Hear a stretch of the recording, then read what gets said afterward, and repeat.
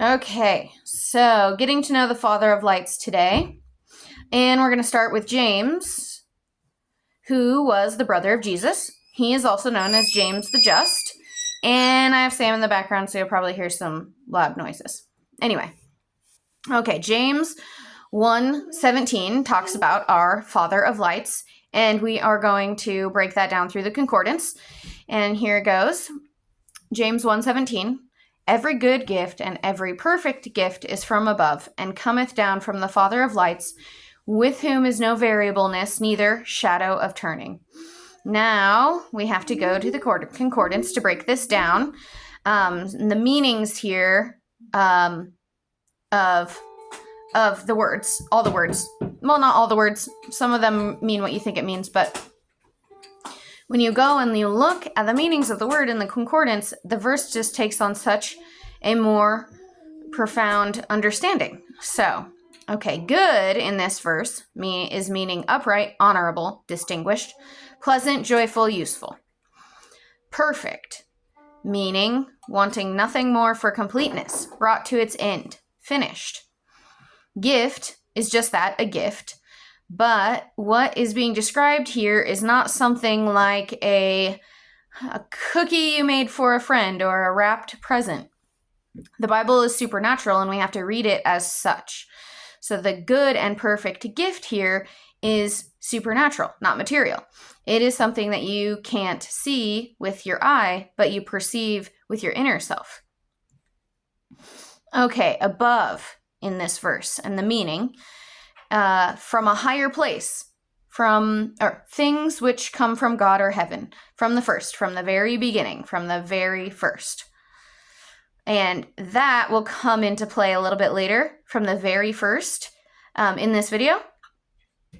Okay, down, going down, descend to the lowest place of wretchedness and shame, of celestial bodies coming down to earth.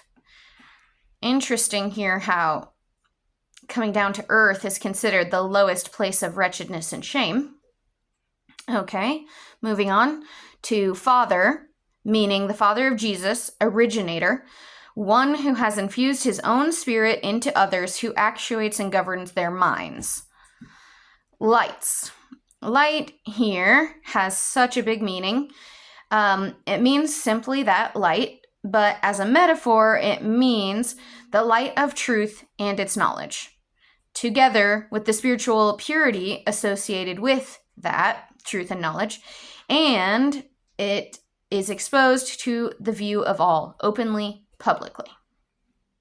The light of reasoning and the mind is the power of understanding, especially understanding moral and spiritual truth.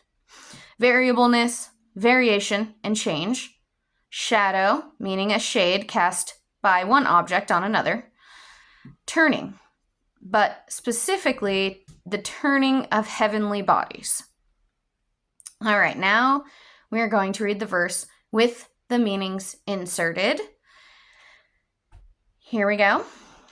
Every upright, honorable, useful gift, and every gift that needs nothing more for completeness, is from heaven, God, from the very first, and descends down to the lowest place of wretchedness and shame, from the Father of spiritual purity and understanding, with whom is no variation or change. No thing can cast a shadow or shade on him, not even a heavenly body. So there you have it. That's our Father of Lights. And then let's look at some more, one more thing that the Bible has to say about the Father of all creation. And we're going to go to John 1:1-3, which refers to the Father as the Word. If you go and read all of John 1, you'll see it's talking about Jesus. So I'm going to read just 1-3, verse 1-3 in John 1.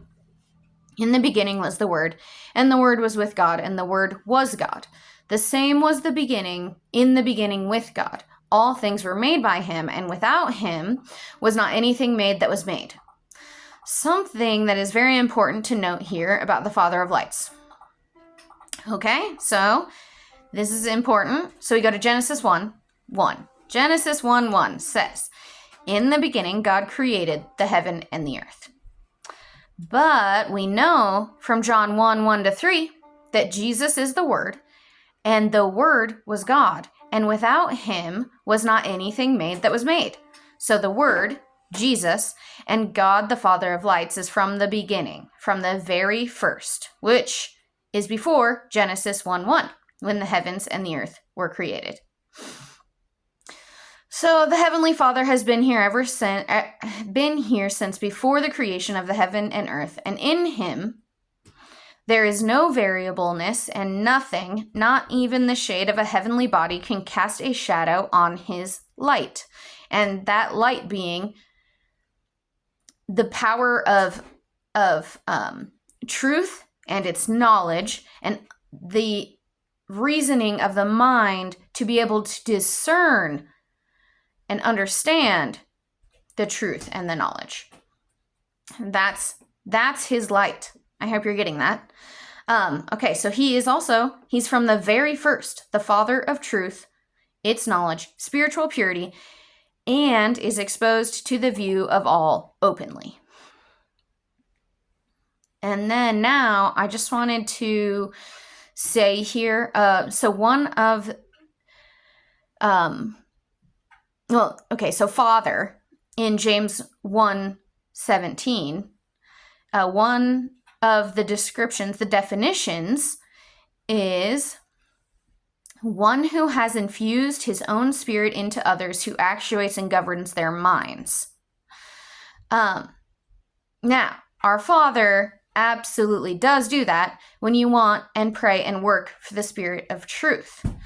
But we can be affected by the world around us, and I want to talk about that for a minute. So, our minds get taken over in this world. Easier than you think. Way too easy.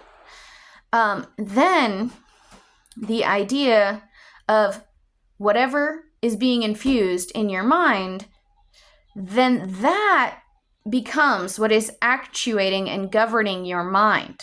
This happens very easily.